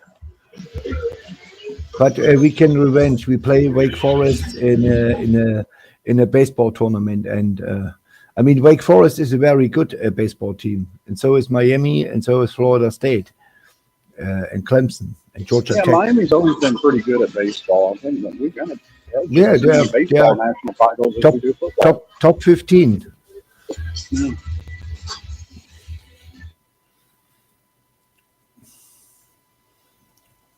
I can't wait. 16 days, first pitch, college baseball. Baseball. Oh, but by the way, Saleen, next week I'm not available. Wednesday. No. Sorry. I go to Hey, Talino. Saleen, what's going to be your excuse for not coming to the Slav Olympics this year? Huh? I said, what's going to be your excuse for not coming to the Slav Olympics this year? Oh, I covered that a couple of weeks ago. I'm not going. I have a conflict. It's family. My family is heavily involved with Ringling College. That weekend is a big event at the Bash Gallery and the Bash Visual Arts Center, and my presence is required. Done and dusted. Can't go. I think you're intentionally scheduling things so you don't have to show up. I don't schedule the damn things. The college schedules them. Habitat Gallery schedules them. The Art Alliance schedules them. I don't schedule them. I got nothing to do with it. I think you did it. Well, you can think all you want, sir. You can believe that, and you can tell that to all the other Slav Olympians that Hey, Saleen. that's what you think is true, and I know the truth, so I'm good. Yes. What if your mom told you, you know what, Saleen, I really want you to go. You need to be with your friends. You know, you're always taking care of me. You need to take care of you. Why don't you go to the Slurbs and be with your friends? That would be that would be nice. Would you if go she did then? that. Yeah. If she gave you her blessing? That would be nice. People I'm want you sure to go, she, Saleen, and you can actually afford it. You know how much I wish I could afford it? I can't go. I can't go, TK. I've already committed to being there. I have things I have to be doing there at this event. Can I scrape your face the week before? No, you can never scrape my face with anything. Can I pop your zits and do a facial? Go away, TK. I'll give you a nice massage on your face. No. No, Thank you. I appreciate the offer. I do. I love you for it. I would give you hundreds of dollars worth of treatment on your face. And I'll give you $100 to not do it. Huh? You'll give me money to not do it? Yeah. Well, if I had any money. That's what he said. No, I don't want any money. I'm saying I'll do it for free. I just need a face. I don't want you to do it for free. I appreciate the offer. My final answer, no, thank you. Love you. No, thank you. Fine. Anyway. My feelers are a little hurt, but that's okay. I'm sorry if your feelings are hurt, but I don't want somebody scraping my face. Well, what about a regular massage? I mean, not a regular massage, just a facial. No, thank you. I don't need it. I like my skin just the way it is. All right, get old gracefully then. I am getting old gracefully. You know, I want to get younger again. I'm not sure if stop I'd call it smoking pot. Celine! No, that's okay. I'm gonna go throughout Georgia and visit everyone and go scrape a bunch Yeah, I of think faces. that For that sure, Paul that said he that could do it. slaw. Yeah. I think that that slaw will probably let you scrape his face. Oh, Yeah. Slaw will let her scrape every inch of his body. I guarantee it. No. But no, him and CC can be my models, and then I want BA. I could stop over at. And I think Lou would let me do a dermaplane because he's a metrosexual, so he'll let me do it. I think I really do. If he doesn't, he's crazy because I'm offering these services for free. I just want to practice more. You know what I'm saying? TK, I say to you, What if I came to your house and just said, "Here, Celine, I have a table and some massage cream. Can I give you a facial?" I would say no. If I came all the way over there, went to your doorstep with a massage table and a facial kit, Yes, I would say no. And you're driving all the way to my house from your house is on you, not me. but Celine, that hurts my feelings. It's not. I'm not hurting your feelings. I'm just saying that this is not something I'm just interested teasing in. you. I'm just teasing you. That's fine. Why are you mistreating her, Phil? Stop doing it. Yeah. Stop mistreating TK. Yeah. I know. I'm not mistreating TK. TK is mistreating me. Oh, okay, I'll never offer you free services again. I appreciate that. That's exactly I'm such what a I mean want. Thank bitch. you. Anyway, Vic, since Nate is traveling, there is no shit show. No, that's right. No shot show. Okay, so no shit show, my friends. I have to wrap my show up now I may because go I have live. to be elsewhere. I may go live. Okay, TK is going to go live, and she will tell all of you about the wondrous benefits of taking a cheese grater to your skin. It's not a cheese grater. Yeah. You can learn about it if you want to watch later, Celine. Maybe you and your mom. And maybe I'll watch the replay. Celine, see if your mom wants something. What? See if No, I don't think she will want that because no. How do you know she wouldn't want that? Because I know my mother, she doesn't do that. Oh, okay. All Anyway, right. Yeah, does it? Does it hurt to get? Does it hurt to get the dermaplane? No. If you take a cheese grater to your skin, it hurts. No. Celine, do you shave? Yes. It's basically that. I'm basically shaving you. I'll do that. I could do a video and put it up on my channel. Oh, well, it's your channel. You can do that if you want. I have to go though. I do. I appreciate the offer, TK. I respectfully and gracefully and as a friend to you say thank you, but no thank you. I appreciate the offer. That's fine. Love you, TK. Love you too, Celine. So, guys, I'm out of here. Have a nice week. I bet Sven would do it, huh, Sven? If you lived well, on this side of the if pond. you fly over to Germany, He goes, yes, come over. TK, I have bad news for you. Bad news. What? Thank you, 4 stopping by, degrees. Sam. I appreciate it. Yeah, 4 degrees and 1 foot snow here. Yes, next week will be the 250th show. I'm thinking of doing something special. You for should that, have but a 24-hour stream, Celine. Yeah. I don't have the energy to do 24-hour stream. How about a 12-hour stream? How about 2 hours? That's all I'm good for. Okay. All right. Well, we'll see you next week for the 250th show. All right. Hope you Love show y'all. up. Bye, everybody. Bye-bye. And bye, Sven. I'll see you, I guess, on the 11th, I guess. Vic, fun as always, sir. Appreciate your input. Appreciate your insight and intelligence. Yeah, and I appreciate you too. Yeah. All right. Have a good one. And for the rest of you, please don't forget to click thumbs up on the way out. That does help a lot.